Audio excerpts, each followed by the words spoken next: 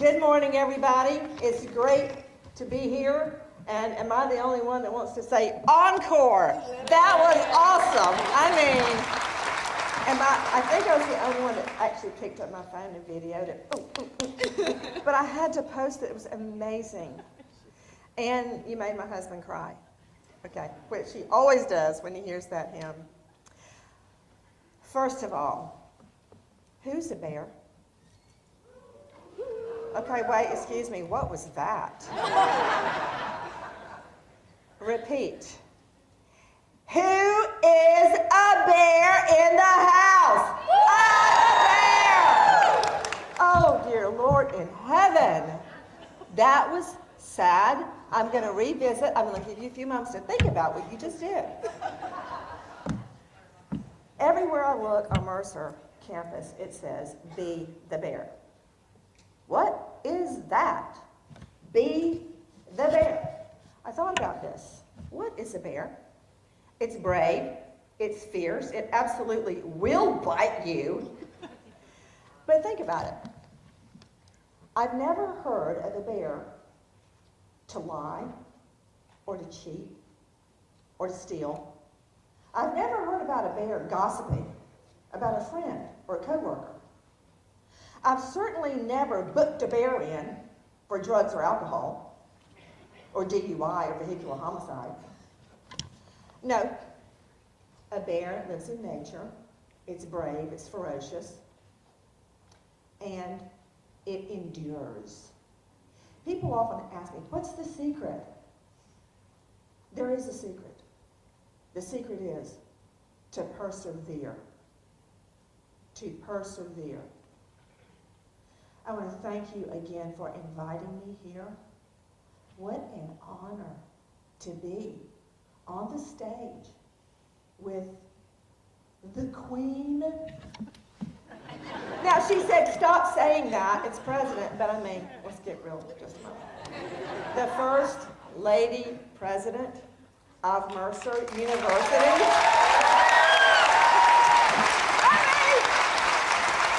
Wow.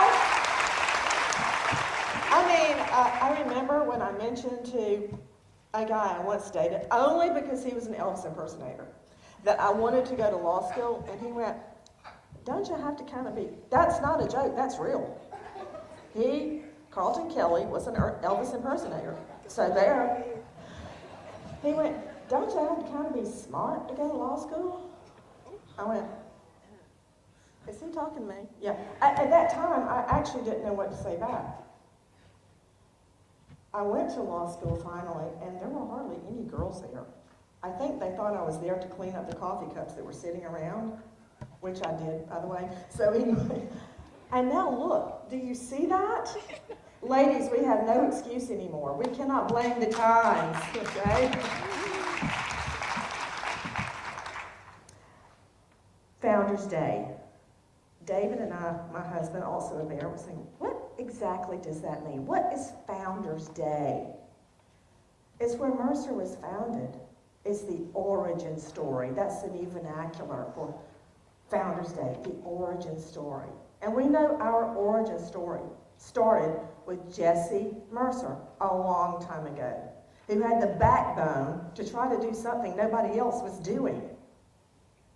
What is your origin story? I have an origin story. I was born not far from here. I grew up on a red dirt road with a well in the backyard. My grandfather dug. He was a diviner. You hold a stick and it takes you to the water. He also drove a school bus and ice truck. But he dug that well. My father worked on the railroad, and my mother worked at a can company, and they stroked a check every semester. Stambridge probably remembers it. For me to go to Mercer along with my brother and my sister, we were first generation college grads. Yeah. As you said there, think about your origin story. Where you came from, and where you are right now. Just one moment. I grew up where they would send out the bookmobile for the needy children that didn't have access to books. I thought it was wonderful. Because guess what? Not only could I get books, but they had air conditioning in the bookmobile.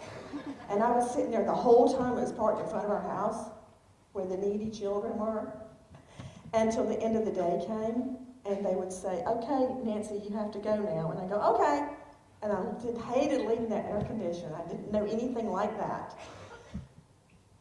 I left those hot and idyllic days where you could see nothing but soybean fields and pine trees as far as I could see. At the end of the day, the hymns in our little Methodist church steeple would play, God will take care of you, his eyes on the sparrow, rocket pages. And we knew it was time to get on our bicycles and ride back home for supper. I went on to school in Valdosta, fell in love, got engaged, and the world looked so bright and new and shiny. My fiancé Keith had to transfer to UGA to finish his degree in geology. I transferred to Mercer. And shortly after that, Keith was murdered at work on a construction crew by a guy he didn't know. He was shot 5 times in the face, the head, and the back. His world ended and mine exploded. I felt like I stepped off the world and looked back and was shocked to see it was still turning. And I wanted to say, stop, don't you see this thing has happened? I remember going to the president's office, and I was supposed to explain why I had to drop out of school. And all I remember is crying. But guess what? Time passed. I couldn't eat. I couldn't think. I couldn't hear music. My mother had to cut off the radio and the stereo and the TV. She even had to stop the clocks because I couldn't stand to hear the tick. I went back to that president's office, and they let me come back. No questions asked. And I did go back, and I went to law school. My dream of becoming a Shakespearean literature professor, of being a wife and a mother, was over.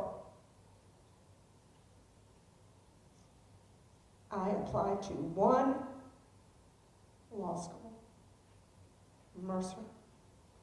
I had one recommendation, my Sunday school teacher. And they let me in. And I still, to this day, praise the Lord for Mercer.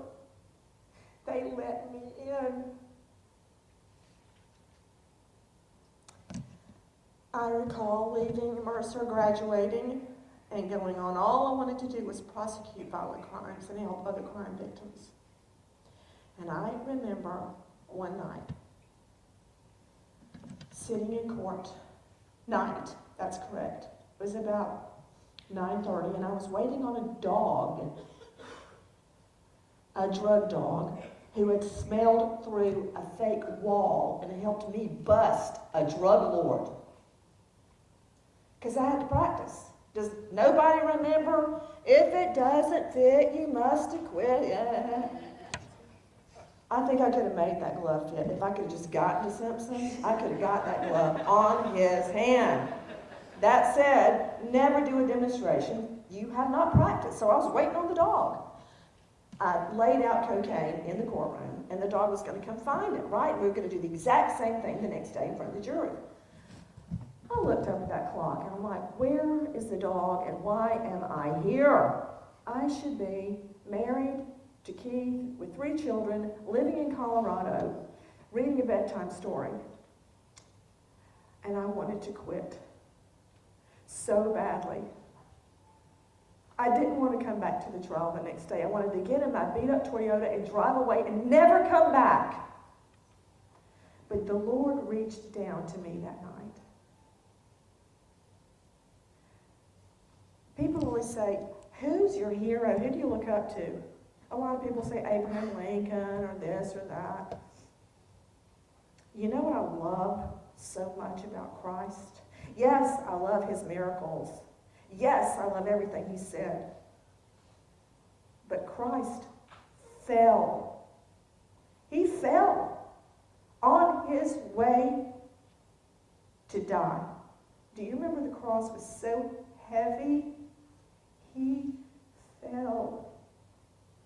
And I'm sure he just wanted to lay down right there. But he got up. He got up and went on to glory. Didn't he now? That night in that courtroom, I got up. The dog showed up. It was the best witness I've ever put on the stand. What is your origin story? Because I learned from Mercer University, you will fall, you will stumble, and you will fail. It doesn't matter. It matters if you get up. Think about Jesse Mercer, just for a moment. He seems like a distant figure in the distant past. He did something no one else was doing. He never knew the impact he would have, that we would be here today, how many lives he would touch. And if when you fall, you get up, you will never know the impact you will have. Just one person can make a difference.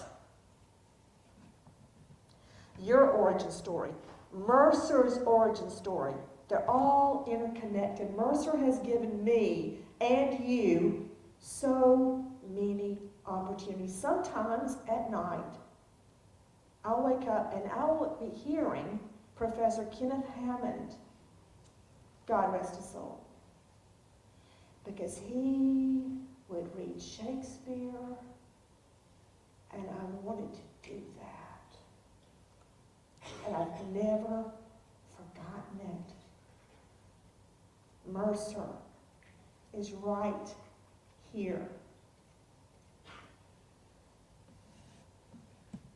So I'm going to ask you people one more time, and let me remind you, there will be no lunch until I hear what I want to hear. Who in this house is a bear? Now get out there, bears. And when you're tired and when you're weary, you get up and you take that first step. And I guarantee you, it will be the first of many. Go!